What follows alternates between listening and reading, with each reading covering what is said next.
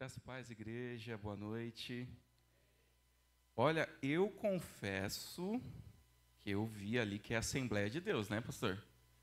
Aí eu vi, eu falei, olha, relembrei minha mãe querida.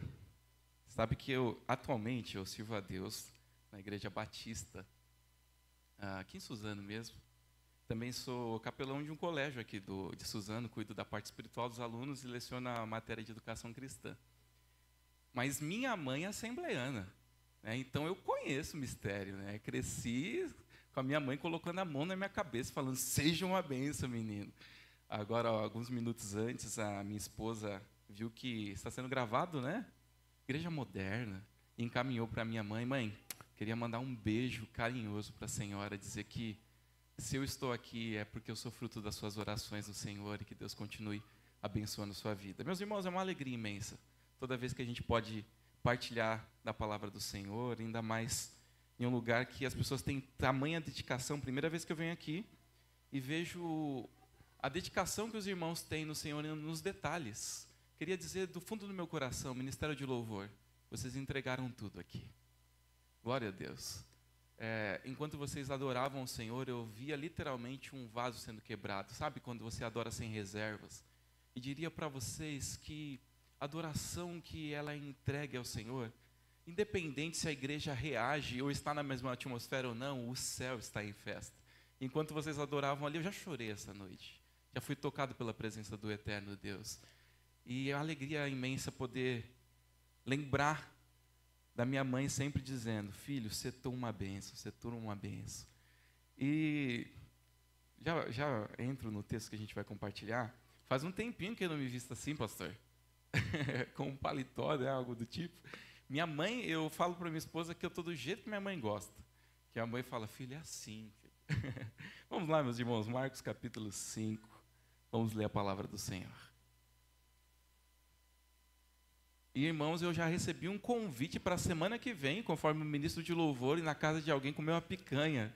E eu senti de Deus que é na sua, meu irmão. Ô, glórias! Vamos lá, Marcos capítulo 5. Bendito seja o Senhor.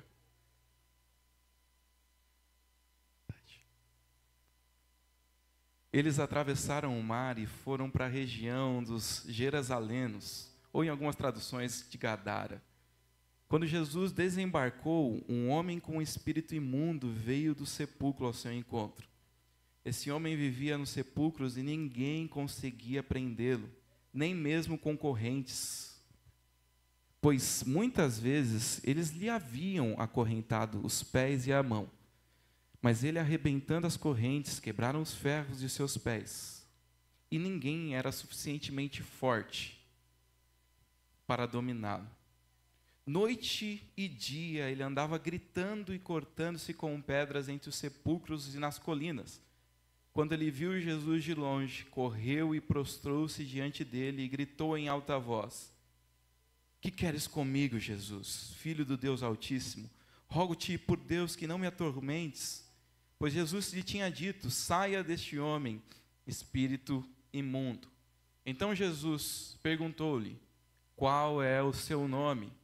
Meu nome é Legião, respondeu ele, porque somos muito. E implorava Jesus com insistência de que não o mandasse sair daquela região. Uma grande manada de porcos estava passando numa colina próxima. Os demônios imploraram a Jesus, manda-nos para os porcos, para que entremos neles.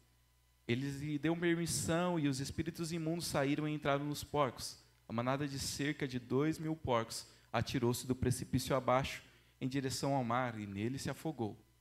Os que cuidavam dos porcos fugiram e contaram os fatos na cidade e nos campos, e o povo foi ver o que havia acontecido. Quando se aproximaram de Jesus, viram ali o homem que fora possesso de legião de demônios, assentado, vestido em perfeito juízo, e ficaram com medo. Você pode encurvar sua cabeça mais um minuto, por gentileza? Vou pedir para esse tecladista abençoado conduzir a gente. Porque às vezes a gente entra no culto, mas a nossa mente está em outro lugar. Porque às vezes a gente entra na atmosfera de adoração, mas a nossa preocupação está na segunda-feira. Porque às vezes a gente entra aqui fisicamente e a gente até cumpre o nosso rito de domingo, o pastor até nos viu. mas a gente ainda não se tocou que Deus está nos olhando. Senhor, onde quer que tenha uma terra fértil hoje, Senhor, eu sei que tem terra pedregosa, eu sei que tem coração como de espinho, Deus, eu sei que tem beira de caminho aqui essa noite, Senhor, mas eu sei que tem terra fértil ao Teu Evangelho, Jesus. Que essa terra fértil, Senhor, seja regada pela presença do Espírito Santo, Jesus. E que daqui multipliquem frutos de 10, de 100, de 1000, de milhares, Senhor. Senhor, eu não sei, Senhor, o que o Senhor tem preparado para essa noite, para os que te temem e buscam o Teu nome. Eu não sei, Senhor, mas eu sei de uma coisa, Sua palavra é poderosa. Flui em nosso meio segundo a Tua vontade, Jesus. Amém. Todo cristão é um missionário. Ah, mas eu não sei pregar, eu não sei falar, eu não ministro, eu não canto. Se você é um cristão, o seu jeito de viver comunica Cristo. O primeiro missionário da Bíblia, o primeiro que vai atrás de alguém em busca de redimir, de resgatar, de restaurar, é o próprio Deus. Deus é o primeiro missionário. A gente chama isso de Mission Dei, do latim, Deus em missão. A Bíblia diz que Adão e Eva, perturbados pelo pecado, que desconfigura a nossa imagem, que fragmenta quem nós somos em Deus, a imago Dei. Quando eles se percebem que tinham se afastado da presença do Eterno, quando eles se percebem longe da glória de Deus, eles ouvem um Deus que de eternidade em eternidade busca os seus e chama pelo nome, guarde isso. Deus nos chama pelo nome. E no jardim da presença de Deus, Deus chama Adão, Eva, porque nome diz característica. Quando você lembra do seu pastor, você lembra do nome dele. Esposa de pastor não é nome. A esposa do pastor tem um nome que lhe dá característica. Qual que é o nome da esposa de pastor de vocês? Você sabe que tem lugar que as pessoas só chamam por esposa do pastor. A esposa do pastor não, ela tem um nome. Ela tem um DNA, ela tem uma identidade em Deus. No jardim da viração do dia, Deus chama Adão, Eva, o casal convocado por Deus para ser a célula máter, a obra-prima do Criador, o que ele começa a desvelar e revelar o seu plano de toda a criação, tenta se esconder do Eterno, mas o salmista já havia dito: para onde eu me irei do teu espírito, ou para onde eu fugirei da tua face? Se eu subir ao céu, lá tu estás, ou se eu descer ao mais profundo abismo, tu estás também. Numa ingenuidade da humanidade que acha que é possível se esconder de Deus, na culpa, no medo, na fragilidade, depois que o pecado lhe assombra, a gente tenta se afastar do Eterno. E foi assim com Adão, e foi assim com Eva, porque se esconde de Deus. Um Deus que chama pelo nome, e Deus vai na direção deles. Você sabe que muitas vezes quando a gente vive permeado pelo pecado, a gente não consegue dar um passo.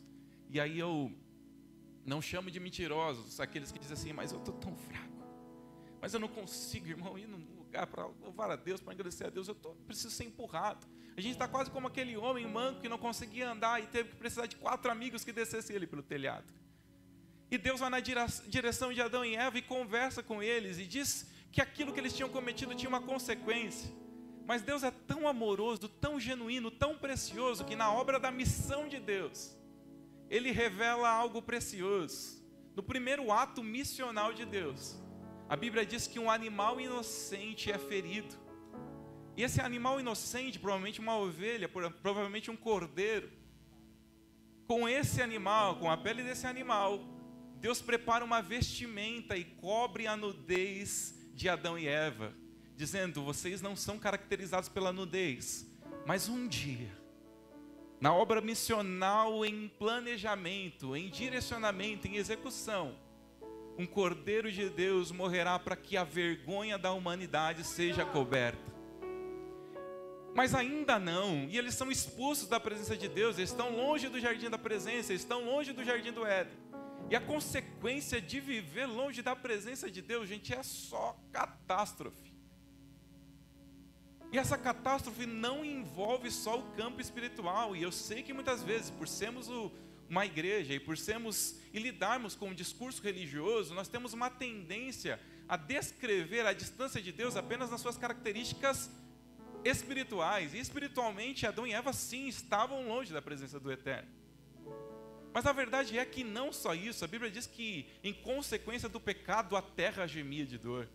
A terra começou a gerar espinhos. Em decorrência do pecado, a mulher agora gera filhos com dor. Com o suor do seu trabalho colherás o fruto. A natureza sofreu com isso. Os animais que antes eram dóceis, que eram amigáveis, agora são brutos, são selvagens. Tudo sente a distância de Deus. Sabe esse cansaço que você sente no final do dia? Foi a distância da presença de Deus. Sabe o cabelo que vai caindo, que vai envelhecendo? Longe da presença de Deus. Não a presença do Eterno dentro de nós, mas uma estrutura que vai nos martirizando vez após vez. O ser humano, ele é biopsico-sócio-espiritual, uma palavra só. Biopsico-sócio-espiritual. Imagina que fosse como a sustentabilidade disso que a gente tem aqui. Então, se uma área da nossa vida integralmente não está próximo de Deus, nós começamos a desenvolver características que perturbam a nossa essência, a nossa fragmentação da nossa identidade com Cristo. Deus nos criou pleno e próximo dele, nós desfrutamos dessa totalidade, da plenitude em Deus, da shalom, que não é só paz, mas é vida plena no Senhor. Mas quando nós começamos a nos distanciar do Eterno, as coisas começam a mudar. Muitas vezes nós caímos num enfado de não se cuidar mais visualmente. E aí você olha para aquela pessoa que tinha uma característica santa, tinha uma característica de beleza, de identidade. Você olha para ela e tem alguma coisa diferente. Aí você olha que psicologicamente ela já não consegue mais se sentir bem. E aí ela não consegue mais se sentir bem, ela deixa de comer. Ela deixa de socializar. E aquele irmão que você sempre vinha sorrindo e vinha cantando no mistério de louvor, agora está descaracterizado. E daqui para lá é um passo para a comunidade começar a esquecer o nome dele. E no processo de esquecer o nome daquele que antes a gente conhecia como irmão, como a gente conhecia como Pedro, como José, como Daniel, a sociedade começa a conhecer como: ei, você viu o drogado? Você viu a prostituta? Você viu o caloteiro? Adjetivos que revelam a distância do jardim da presença de Deus. Mas insisto, Deus continua te conhecendo pelo teu nome. O Evangelho de Marcos é um evangelho muito objetivo. Ele é tão objetivo que, sabe aquela redação de escola que tem aqueles amigos que o professor fala assim, ó, você tem 20 linhas, aí ultrapassa as linhas? Mateus era assim. Mateus vai lá, 27, 28 capítulos. João também é profundo, gosta de profundidade. Marcos não. Marcos, ele quer enfatizar o Jesus servo, o Jesus missional, o Jesus que é Deus encarnado, ensinando como nós devemos viver em missão. Então Marcos não se preocupa muito em transcrever as parábolas de Jesus. Marcos, ele se preocupa em transcrever as ações de Jesus. O Jesus curando, o Jesus agindo, o Jesus cessando tempestade, o Jesus libertando pessoas que estavam sem identidade. E se você começar a ler Marcos, você vai ver que a palavra mais usada em Marcos é imediatamente. Porque é um Jesus plenamente em mistério, agindo, indo, fazendo e levando o Evangelho. Inclusive essa palavra surgiu, gente, de alguém que naquela época corria. Quando tinha uma batalha imperial, tinha uma pessoa que ela era responsável por levar o Evangelho. Então, se o nosso povo estivesse vencendo a batalha, a gente chamava aquele homem rápido, que provavelmente seria o mais magrinho daqui, o mais ligeiro, e ele sairia na frente e chegaria lá no povoado, avisaria as mulheres, as crianças, dizendo: Evangelion, boas novas, vencemos a batalha. E essa pessoa, ela era ligeira, ela estava em ação. Jesus era o Evangelho e é o Evangelho encarnado. E ele agindo em missão, os discípulos não entenderam quando ele faz um convite misterioso. Porque na mentalidade, muitas vezes, daqueles que crescem dentro de uma bolha, de uma caixa, ou de uma estrutura limitada, os discípulos tinham uma visão de que o Messias viria para judeus. Mas Jesus, sendo o Messias, e tudo já apontava, os discípulos já olhavam para ele como Messias. Ele convoca os discípulos uma certa manhã e diz: hoje convém que a gente atravesse o território da Judéia e a gente vai para Decápolis. A gente vai para um lugar onde eles criam porcos. A gente vai falar do reino de Deus entre os gentios. O texto não coloca ali, mas eu tenho certeza que um começa a cutucar o outro e fala assim: você já foi lá? Eu ouvi dizer que lá tem de tudo.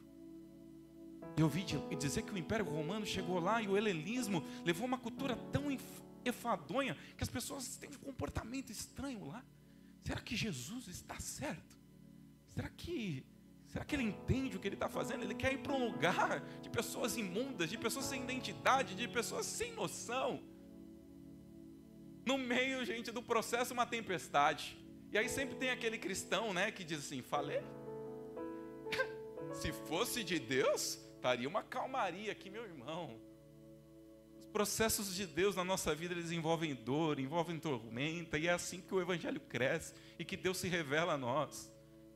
Chegando do outro lado, eu tenho certeza que os discípulos olhavam um para o outro e se perguntavam: tá, e agora? O que a gente vai fazer aqui?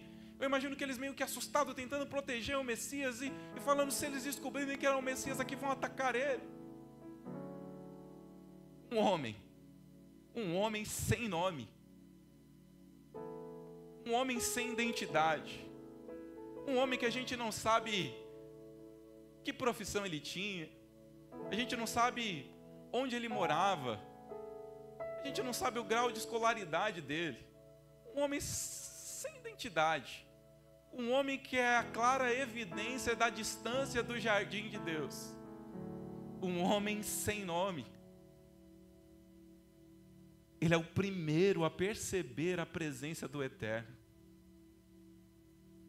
Ele corre na direção do Messias, do Deus, que é o Deus em missão.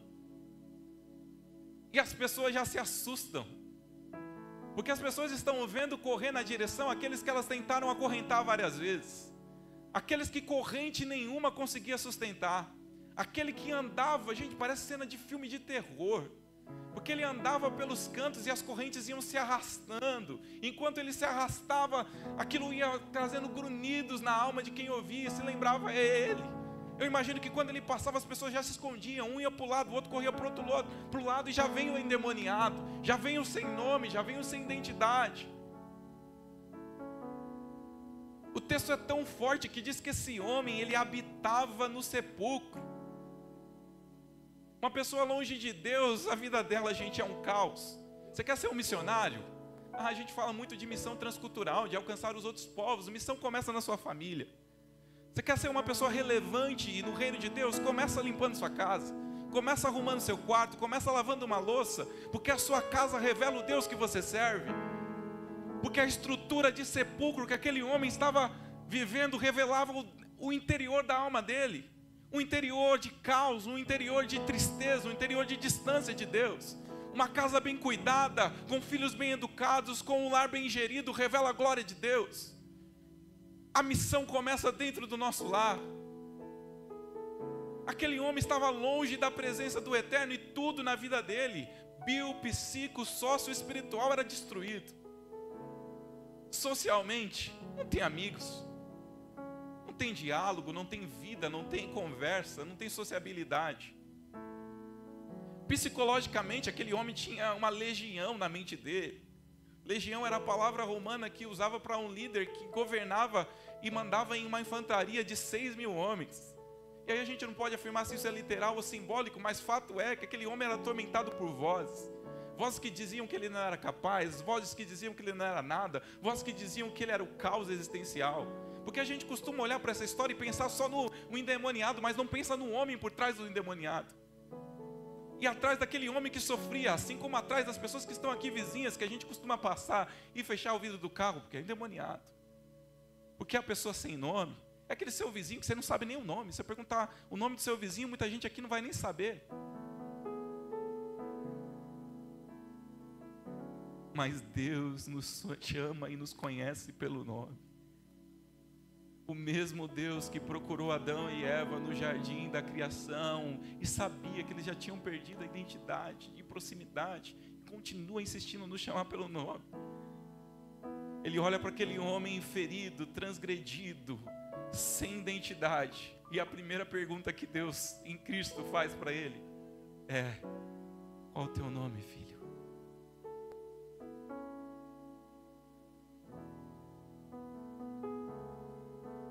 Qual é o teu nome, filha?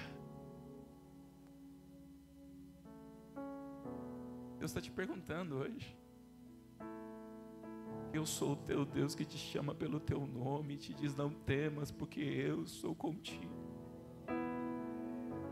Qual é o seu nome, geração eleita, sacerdócio real, povo adquirido por Deus? Qual é o seu nome, igreja? Eu ministro a um povo e eu sinto que nessa casa tem muitas pessoas sem identidade. Pessoas que foram geradas num berço cristão, pessoas que foram geradas na promessa do eterno, mas que no decorrer da vida se perderam de tamanha forma que não conseguem dizer quem são em Deus. Não sabem o nome pelo qual são chamados pelo eterno. Pessoas que vivem um estilo de vida que em nada glorifica a Deus, mas que em tudo se sente destruída emocionalmente, espiritualmente, sociologicamente. A pessoa não suporta mais viver distante de Deus. Entenda uma coisa, gente: igreja, religião, muitas delas se perderam ao longo do caminho, mas espiritualidade autêntica é uma necessidade do ser humano. Deus nos gerou com um anseio pelo eterno. Eclesiastes 3:11 diz que Deus gerou no coração do homem um anseio pela eternidade, e por mais que a gente viva correndo de um lado e para o outro, e tentando preencher a nossa identidade em outras coisas, em relacionamentos como aquela mulher sem nome, a mulher samaritana, que já não era mais conhecida pelo seu nome, mas como a mulher que estava se doando a vários maridos, e que na perda da sua identidade tinha que ir buscar água no poço no momento que ninguém ia, que o sol estava rachando. Mas que Deus tem uma forma tão esplendorosa de trabalhar, que Ele vai sentar para conversar com as pessoas que ninguém quer conversar. Ele vai dedicar tempo com aquele que ninguém mais quer ver. E novamente, se você for olhar, a Bíblia é linda, esplendorosa, espetacular. Jesus senta ao lado de uma mulher no poço e literalmente Ele fala: filha, esse não é o seu nome. Seu marido não está aí. Que você está buscando uma água que não sacia a sua sede. O fruto que você está procurando, a árvore da vida, só pode ser encontrada dentro do jardim. O jardim da presença de Deus, o jardim do eterno. E te digo mais, filha, você não tem acesso a essa árvore, mas essa árvore veio até você. Eu sou a árvore da vida. E aquele que de mim se saciar jamais terá sede. Eu sou a fonte e a jorrada da vida eterna. Você sabe que a nossa geração, pastor, é uma geração que é capaz de ter milhares de seguidores e nenhum amigo. Sabe que a nossa geração é uma geração que é capaz de postar inúmeras fotos, que essa semana provavelmente se postou, mas que na hora que foi dormir não conseguiu descansar, não conseguiu ter leveza no viver, porque nós estamos literalmente destruídos nas nossas características, e nós somos frutos de uma geração que espiritualizou coisas que não deveria ter espiritualizado. Então muitas vezes, irmãos nossos que conviviam com a gente, que estavam diariamente conosco, caminhavam com a gente, frequentavam uma igreja, estavam sofrendo com crises emocionais, crise de ansiedade, depressão, e tudo que nós tínhamos para dizer é espiritual.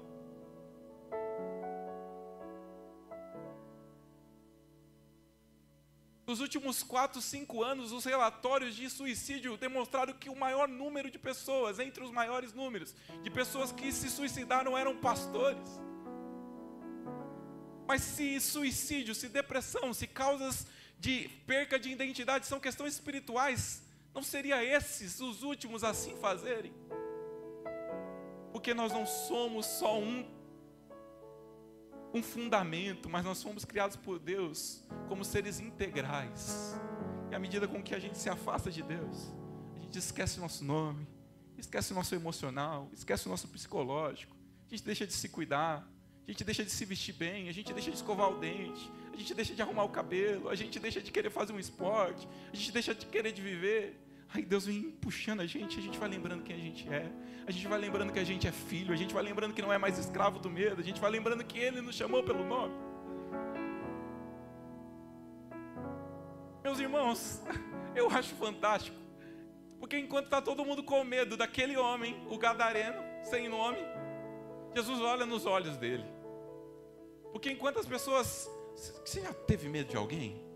Quando você está com medo de alguém, você evita olhar nos olhos, evita o contato. Jesus olha para os olhos daquele homem e ele vê um novo Adão, um homem perdido. Ele faz um convite àquele homem: olha aí dentro, lembra quem você é. Aquele homem já tinha se perdido tanto, que ele não foi capaz de responder uma pergunta simples: qual que é o teu nome? Não sei, não tenho, não sei quem sou no reino, não sei mais, porque não é um, são identidades fragmentadas que estão aqui dentro de mim. E é por isso que eu vivo no sepulcro, e é por isso que eu ando causando por todo lugar onde eu passo, e atormentado por espíritos malignos. Aquele homem rogava libertação.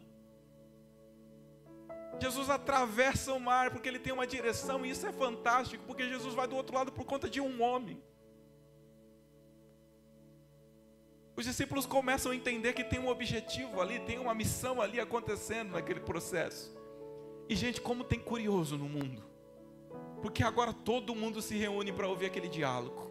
A cidade toda para. Sua rua tem fofoqueiro? Sua rua tem? Deve ter, né? Porque agora começa um chamar o outro. E, gente, começa a vir gente de todo canto. Enche. Eles tinham acabado de chegar. E eles olham, a roupa daqueles homens ali não é daqui não, hein? São da Galiléia, hein? O que está acontecendo? Oh, não é aquele homem lá? Não é aquele que por onde passava causava? O que está acontecendo? Porque multidão de curioso tem muito, mas discípulo tem tão pouco. O sobrenatural acontece, gente. E a gente sabe que aquele lugar não era um lugar judaico, porque num lugar judeu não se cuidava de porcos. Os judeus, eles são muito rigorosos na lei, na tradição do Antigo Testamento, e eles consideravam ainda os porcos um animal imundo. E inclusive os lugares em que os romanos queriam ofender os judeus, eles levavam porcos para lá. Conta-se que na história do relato da revolta dos Macabeus, o imperador quis ofender tanto os judeus que colocou um porco dentro do templo. E em detrimento disso, os judeus tinham aversão a porcos. Eu imagino os discípulos de Jesus com ele ali, vendo aquele homem, vendo aquela imundície, vendo os porcos passando para cá, para lá, imaginando: meu Deus, o que a gente está fazendo aqui? Jesus, o que você está fazendo aqui? Gente, porque quando Deus tem um propósito, um direcionamento na sua vida, Ele vai aonde você estiver para Ele te encontrar. E aí não importa quanto tempo você viveu longe da presença de Deus, não importa quanto tempo que você fez na sua vida, Ele vai te chamar pelo nome, vai dizer: vem que você é meu. Porque às vezes a gente fica querendo impressionar pessoas, querendo postar vídeo e por aí vai. Gente, meu Deus do céu, o que fizeram com a tragédia do Rio Grande do Sul? Tanta gente tentando se promover com a dor do outro, e fazendo da dor do outro um outdoor para o nosso nome crescer. Enquanto que Jesus, ele faz questão de muitas vezes ajudar quem ninguém está ajudando, auxiliar quem ninguém está auxiliando. E ele conversa com aquele homem. Gente, você sabe que aquele homem provavelmente devia estar muito tempo sem ouvir um oi. Aquele homem devia estar muito tempo sem ouvir qual que é o seu nome? Por que eu estou enfatizando isso tão grande? Porque muitas vezes a gente vem, frequenta um culto, celebra uma adoração e tudo aquilo é muito lindo, e glória a Deus por isso. Mas às vezes a gente acha que tem que construir uma pregação enorme para falar de Deus a alguém, sendo que tem gente lá no seu trabalho que só precisa de: oi, Vanessa, você está bem? Estou te sentindo meio cabisbaixo ultimamente. E o Evangelho de Deus vai se revelar no cuidado, na atenção, na entrega. Aqueles espíritos malignos, eles ficam tão atordoados por Deus estar ali, e eles pedem, eles suplicam: não nos perturbem, permita que nós saiamos daqui, vamos para aqueles porcos. Gente, aí é uma cena, meu Deus, eu sou meio curioso quando eu estudo a Bíblia, viu? Porque eu acho que tem cachorro que você passa na rua, sabe? Você vê aquele cachorro meio assustador, aí você fala: meu Deus, isso aí tem alguma coisa. E esse texto, eu não posso fazer dele uma regra de fé, até porque ele é específico, né? Não tem outras citações ali na Bíblia. Mas esse texto fala de uma possibilidade de que os espíritos imundos adentrem em outros seres, como animais. E aí imagina que ela de porco e tá passando para lá e pá, cai. Penhasco, desaba no mar e morre. Mas sabe que a maior podridão que tinha ali não era os porcos. Era a falta de identidade de todas aquelas pessoas longe de Deus. Porque eles foram capazes de se preocupar mais com os porcos que estavam morrendo do que com a vida daquele endemoniado. Porque na hora que eles viram que eles estavam perdendo dinheiro, eles começaram a falar: sai daqui você e seus seguidores, porque você está causando prejuízo. A sociedade te vê como um item, como um instrumento. Desculpa te dizer isso tão claramente, mas lá no seu trabalho, muitas vezes, você pode se esforçar, e você deve fazer isso como mordomo do reino de Deus, para servir a Deus, por meio das pessoas que estão ali, servindo as pessoas. Mas tenha certeza que muitas vezes, pessoas gananciosas, quando elas tiverem a oportunidade de trocar por uma outra pessoa, elas farão isso sem menor ressentimento. Porque a sociedade está preocupada com o preço, a sociedade está preocupada com o lucro, a sociedade está preocupada com os negócios.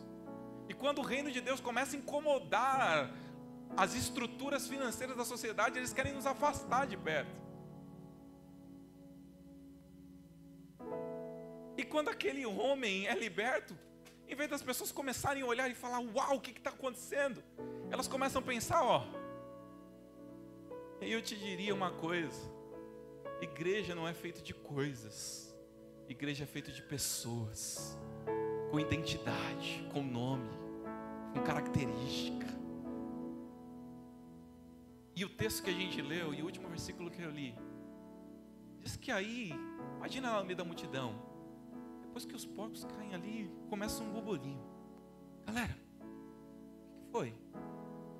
Vocês repararam? Eu vi os porcos. Não, estou falando dos porcos. Quem é aquele ali? Eu acho que ele veio com eles lá do outro lado, viu? Porque conheço não. Você sabe quem é? Não é o filho de Maria? Tem lugar que é assim, né? Não é o filho de Antônio? Aquele ali, não é aquele rapaz lá que há muito tempo a gente não vê? Ele não morava ali perto? Mas parece aquele que gritava dia e noite pela sepultura. Mas eu faço questão, gente.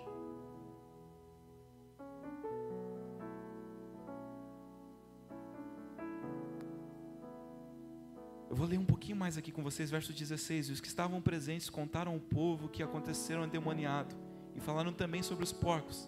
Então o povo começou a suplicar a Jesus que saísse do território deles. Quando Jesus estava entrando no barco, o homem que estivera endemoniado suplicava que deixava ir com ele.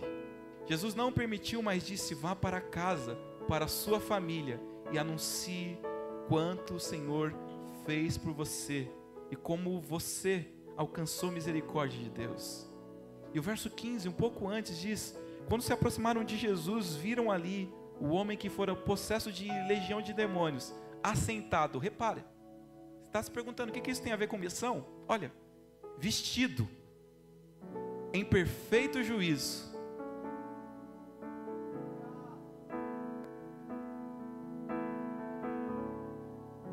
A missão da igreja, a partir da missão que surge em Deus. Lembra do Deus que cobriu a vergonha de Adão e Eva, porque devolveu dignidade para eles? Eu sei que vocês já sabem que a missão da igreja é anunciar as boas novas. Mas quando eu estava lá em casa pensando: Senhor, é uma igreja que eu tenho certeza que é dedicada em oração, dedicada na presença de Deus. Eu conheço assembleano, minha mãe é assembleana, jejum, foi para o monte ontem, consagrada. Mas eu me lembrava que quando eu vivia na religiosidade, no estilo de vida de adoração da Assembleia, uma das coisas que me faltava muitas vezes era perceber que nós não fomos chamados só para anunciar as boas novas e dizer assim, está tudo bem, já falei de Jesus, tchau, te vejo depois. Nós somos chamados para vestir a nudez daqueles que estão nus. A Bíblia diz que nos últimos dias, Mateus 25, vinde benditos do meu Pai, possuir o reino que vos tenho preparado antes da fundação do mundo, porque eu tive fome e me deste de comer, eu estava nu e me vestiste, eu estava na prisão e foste me visitar. E perguntavam, mas quando foi que nós fizemos isso? E Jesus respondeu, todas as vezes que vocês fizeram para o pessoal do Rio Grande do Sul, todas as vezes que vocês fizeram para pessoas que estão perto de vocês, todas as vezes que vocês fizerem para pessoas carentes, vocês estão fazendo a mim. Evangelho não é só dizer Deus quer te salvar, mas é dizer Deus vai te salvar, e nesse processo você vai estar em bem estado, nesse processo sua emocionalidade vai ser restaurada, nesse processo seu casamento vai ser reestruturado, nesse processo você vai receber um novo nome, nesse processo você vai ser alguém.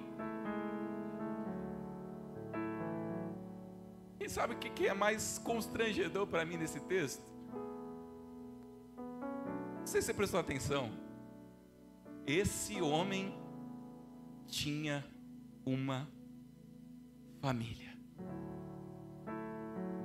No final do texto gente, ele foi transformado, está em perfeito estado. Eu fico imaginando que aquele homem deram roupa nova para ele, conversaram com ele, deve ter dado uma ajeitada no cabelo dele lá, mas mais do que isso, ele estava diferente, estava calmo, estava em paz, estava em shalom. A sede dele, aquelas palavras foram tão grandes que ele queria ir com Jesus. Para onde o Senhor for, eu vou. Eu imagino a cena, sabe? O barco, ele já preparado para pôr o pé no barco. Jesus, calma, você quer ser um missionário? Eu vim aqui para você ser um missionário. Eu atravessei, assim como eu fui lá na Samaria para falar com uma mulher, e ela falou de mim para todos os samaritanos, eu vim aqui para falar com você. Mas sabe onde começa a missão? E eu vou enfatizar aqui com vocês, verso 19, vá para casa, para a sua família, e anuncie quanto o Senhor fez por você, e que teve misericórdia de você. E olha que lindo, então aquele homem se foi, e começou a anunciar em Decápolis, nas 10 principais cidades de Roma, o quanto Jesus tinha feito por ele. Todos ficavam admirados, porque aquele homem se tornou um milagre ambulante. Antes dele falar, ele chegava e as pessoas olhavam o testemunho dele. Ele era o testemunho vivo do Messias. Sabe aquela pessoa que está lá do seu lado, na sua casa, no seu bairro, que ninguém quer falar? Sabe aquela pessoa que todo mundo passa longe? Deus tem um projeto tão específico na vida dele, que se você imaginasse, você ia querer ser o primeiro a falar de Deus para ele. A sua casa é o fundamento da missão. Gente, imagina, gente, eu fico constrangido por isso, porque eu fico imaginando, gente, aí, desculpa, eu não posso enfatizar, mas, porque o texto não dá tantos detalhes, mas eu não sei quem estava vivo ainda, não sei se era a mãe dele, mas se foi, também abriu mão dele, não tinha jeito, não sei se era o pai, não sei se ele tinha algum irmão, mas a própria família abandonou. Mas a Bíblia diz, acaso pode uma mãe se esquecer do filho do seu ventre, de forma que não se compadeça? Mas ainda que essa mãe se esqueça do nome, se esqueça do seu filho, eu todavia não me esquecerei de ti. Você pode se esquecer de quem você é, mas eu lembro, porque eu te formei, eu te gerei. Quando você estava no ventre da sua mãe ainda informe, eu me entrideci, eu me misturei à forma, eu me fiz vivo contigo na existência. Você é importante para Deus porque você pertence a Ele. Quando os discípulos ficaram injuriados com os impostos romanos, e o cobrador tinha vindo ali cobrar e tinham que pagar a moeda, e eles não queriam pagar, Jesus disse uma coisa profeticamente que eu quero lançar na vida de vocês, e que se você crer, você recebe e leva para a sua vida. Jesus disse: não fiquem preocupados em pagar impostos, pode dar para César o que tem a imagem de César, mas devolvam a Deus o que tem a imagem de Deus. Vocês são a geração que tem a imagem de Deus, vocês pertencem a Ele. Jesus veio resgatar aqueles que carregam a imagem de Deus, ainda que esteja fragmentada, e essa imagem é a imagem do eterno Deus agindo em nós. Falei para vocês que eu tinha crescido na Assembleia, meus irmãos. Não menospreze quem Deus chama pelo nome. Não sei em qual lugar dessa mensagem você está. Eu não sei. Eu não sei se você é um discípulo que está descrente do que Deus vai fazer. Eu não sei se você é a pessoa sem identidade. Eu não sei se você é a pessoa que está esperando o milagre acontecer para falar: uau, perfeito juízo. Mas eu prefiro ficar do lado daqueles que acreditam em milagres, em transformação, porque os maiores personagens, homens e mulheres da Bíblia, foram pessoas que não tinham nome e que Deus deu uma nova identidade. Concluindo, meus irmãos, você sabe que um ex-presidente dos Estados Unidos, John Kennedy, morreu assassinado, e em menos de 24 horas, metade do mundo sabia o que tinha acontecido. Tem mais de 2000 anos que o seu Deus se fez carne e veio aqui e morreu por você. E às vezes o seu vizinho ainda não ouviu que ele fez isso. Qual é a notícia mais importante que você carrega?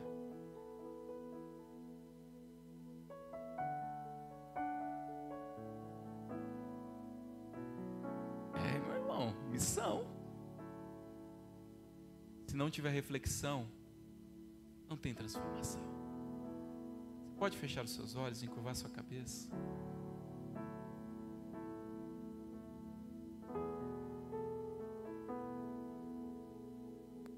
Pensa sobre o que foi conversado aqui antes da gente orar. Medita nisso.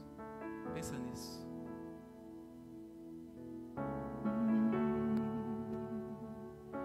Devolve a identidade, Senhor. Devolve a vida. Devolve as características de um verdadeiro cristão. Devolve, Senhor. Aqueles que foram chamados por adjetivos pecaminosos, Pai, chame pelo menos uma vez pelo nome, Deus. Senhor, eu não sei as pessoas que estão aqui, Jesus. Eu só sei que o inimigo faz questão de olhar, apontar um dedo e adjetivar. Senhor, mas restaura vidas essa noite, Senhor, pelo Teu nome, Jesus. Senhor, destrói cadeias, destrói muralhas, Senhor. Senhor, faz dessas pessoas que estão, Senhor, muitas vezes desamparados pelas questões humanas, sociais, psicológicas, emocionais, ministros do Teu Evangelho onde ninguém imagina. Senhor, como o Senhor mudou a vida daquele gadareno, nós oramos agora, Senhor, pelos nossos vizinhos. Senhor, nós queremos que o Senhor alcance a África, que o Senhor alcance a Europa, a Ásia, mas nós queremos, Senhor, ser missão e parte da Tua missão na nossa família. Então, Senhor, eu oro agora, Pai, alcance o meu primo, Senhor. Eu oro agora que por meio da minha vida, por meio da vida dessa igreja, Senhor, pessoas que caminham com a gente, que conversam com a gente, que trabalham com a gente, sejam resgatadas da sua identidade em nome de Jesus. Senhor, nós oramos agora que em nome do Senhor Jesus, ó Pai, que nenhuma pessoa passe pela nossa vida sem ser tocada pela Tua presença.